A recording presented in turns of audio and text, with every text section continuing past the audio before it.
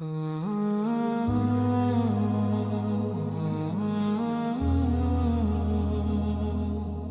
দাঁড়াও, লাশ নিয়ে কোথায় যাচ্ছ?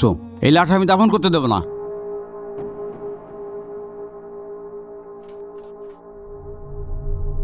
কেন কাকা, কি হয়েছে? আপনি বাধা দিচ্ছেন কেন? তোমার বাবার কাছে আমি টাকা পাবো, এই টাকা না পাওয়া পর্যন্ত এই লাশ আমি এক পাও সরতে দেবো না। এই কি বলছেন কাকা? আমার জানার মতো আমার বাবা তো কারোর কাছে ধার দেনা করে যায় নাই। জানি না বললেই হইলো। এই দেখো, আমার কাছে প্রমাণ আছে। তোমার বাবার কাছে আমি 24 লক্ষ টাকা পাবো। আরে সুমন, আব্বা এত টাকা ঋণ হলো কবে? তোমার বাবা আমার কাছ থেকে 2016 সালে 24 লক্ষ টাকা নিয়েছে। এই টাকা আজ দিই, কাল দিই, পরশু দিই, এইভাবে আমাকে ঘুরাচ্ছে। আমি আজ এখান থেকে টাকা আদায় করব, তারপর তার লাশ ছাড়বো। এই শোনেন কাকা, আমার আব্বা ঋণ করে গেছে আপনার কাছে, আর এই ব্যাপারে আমাদের কাছে কোনো কিছু বলে যায় নাই।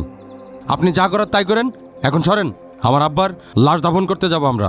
আর শোনেন, আমরা এসবের মধ্যে নাই। সুমন, তুই ঠিকই বলেছিস, আমরা এসবের ভিতরে নাই। জানি না বললেই হইলো। এই দেখো প্রমাণ। কি রে ভাই, চাচা বলে কি? তাই তো দেখছি, চাচার কাছে তো প্রমাণ রয়েছে। টাকা না দিলে তো কাকা লাশ দাফন করতে দেবে না। কি করা যায়? তাহলে এখন কি করবি? আমার কাছে একটা বুদ্ধি আছে। আব্বা ওই যে তোর 1 বিঘে জমি বেশি লিখে দিছিল, ওই জমিটা বিক্রি করে কাকার টাকাটা দিয়ে দে। বলিস কি?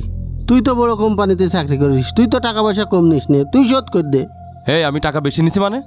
আমি যা টাকা নিছি তার কিছু টাকা দিয়ে আমার শালাকে বিদেশ পাঠাইছি, আর কিছু টাকা দিয়ে আমার ওই ফ্ল্যাটটা কিনেছি উত্তরায়। তুই যে বাপের জমিটা খাচ্ছিস, এটা বিক্রি করলে তো সমস্যা কোথায় রে?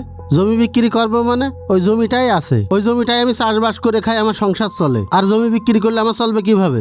তোমরা এসব হিসাবপাতি বন্ধ করো। আমার টাকাটা কেঁদেছো তাই বলে দাও। কাকা, আল্লাহর রাস্তায় আপনি আমাদের রাস্তাটা ছাড়েন, আর আমার মেয়ে ভাই আপনার এই টাকাটা শোধ করে দেবে। তুই বললেই আমি দিয়ে দেব। টাকা কি হাতের মোয়া? এ কি 1-2 টাকা? 24 লক্ষ টাকা, ভাবিছিস একবার? আরে তুই কি তোর টাকা দিচ্ছিস নাকি? তুই টাকা দিচ্ছিস আব্বার জমির টাকা। আব্বার জমি বেশি টাকা দিবি, তোর সমস্যা কোথায়? তুই জমিটাই দেখলি, তোর চাকরি দেওয়ার সময় তো আব্বা 40-50 লাখ টাকা দিস তোর, তাহলে তুই দিয়ে দে। তোমরা এসব হিসাবপাতি বন্ধ করো। আমার টাকাটা কেঁদেছো তাই বলে দাও। আমি টাকা পয়সা দিতে পারবো না। তাহলে থাক তোর বাবার লাশ এখানে, আমি দাফন করতে দেবো না। বড় ভাই, অনুমতি দিলে আমি কিছু কথা বলতাম। তোমাকে আমাদের পারিবারিক বিষয়ের মধ্যে কে আসতে বলেছে? তুমি কথা বলার কে? ভাই, আমি আপনাদের বোন জামাই, আমার কি কথা বলার কোনো অধিকার নেই? এই সুমন, শোন, ওই আবুলটা কি বলে শোন। ওর ঘাড়ের উপরে টাকার ভারটা চাপিয়ে দেয়া যায় নাকি দেখ। শোনো, তুমি তো দাঁড়িয়ে দাঁড়িয়ে সব শুনলে। যদি 24 লাখ টাকা দিতে পারো তাহলে কথা বলো, না হলে কথা বলো না। ভাই, আমার একা টাকা পরিশোধ করতে গেলে কষ্ট হয়ে যাবে। তার থেকে আমার পরামর্শ হচ্ছে, আসেন আমরা 3 জনা মিলে টাকাটা পরিশোধ করি। জামাই তো খুব ভালো কথা হয়েছে, তোমরা 3 জন মিলে ওর টাকাটা দিয়ে দাও। আমি টাকা দিতে পারবো না কাকা, আমার 1 টাকা দেওয়ার পরিস্থিতি নাই। আমারও একই পরিস্থিতি, আমি 1 টাকাও দিতে পারবো না। আর জামাই, তুমি যদি একা টাকাটা দিতে পারো তাহলে দাও। আচ্ছা দেখি তাহলে কি করা যায়।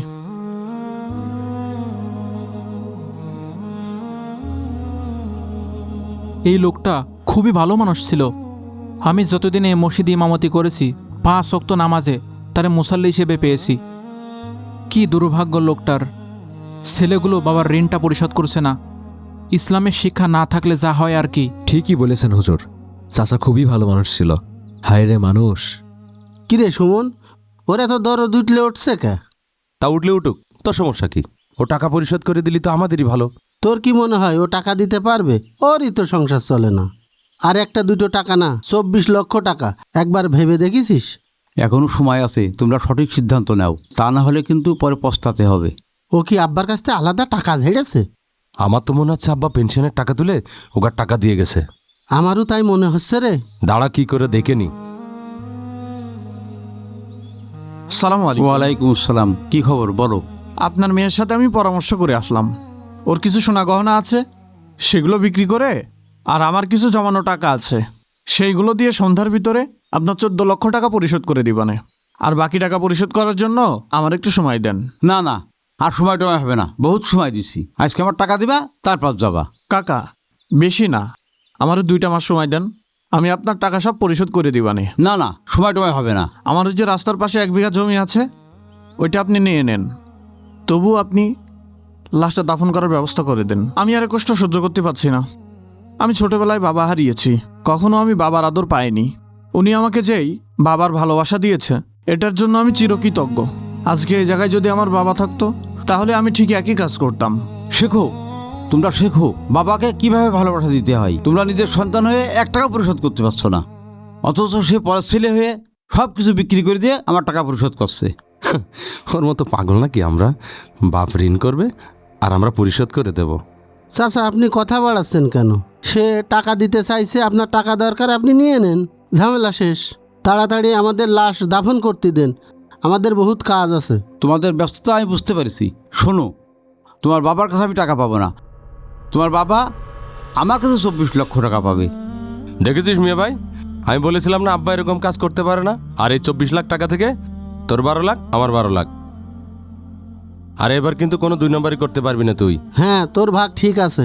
এই তোমরা থামো, এই 24 লক্ষ টাকাই জামাইয়ের। এই কাকা, এই টাকার হকদার জামাই মানে? এই টাকার হকদার আমরা 2 ভাই, আমরা তার আপন সন্তান।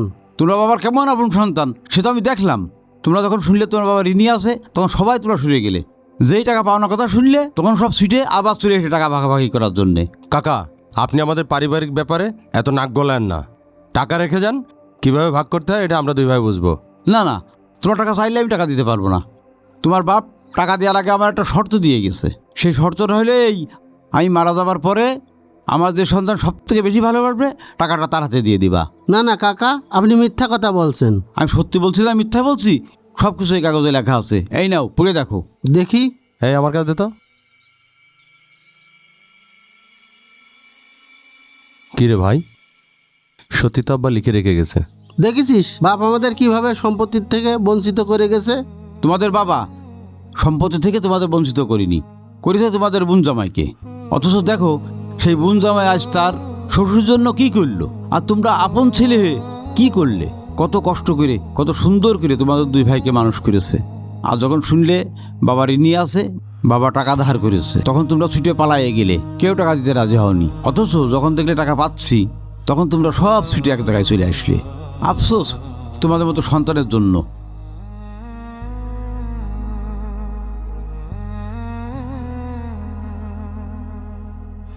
Oh